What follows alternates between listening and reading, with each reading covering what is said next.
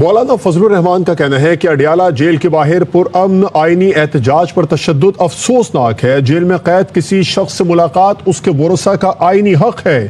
Parliamentarians opposition رہنماؤں پر تشدد آمریت کی علامت ہے۔ مولانا فضل الرحمان نے کہا جمہوری روایت کا مذاق اڑایا جا رہا ہے۔ خواتین کا احترام مشرقی اور اسلامی روایت کا حصہ ہے۔ مولانا فضل الرحمان نے کہا گزشتہ رات خواتین پر تشدد نے مرحومہ کلثوم نواز پر تشدد کی یاد تازہ کر دی ہے۔ ملک کی مجموعی سیاسی صورتحال انتشار اور تشدد کی طرف بڑھ رہی ہے۔ ملک کی معیشت اور حالات اس کے متحمل نہیں ہو سکتے۔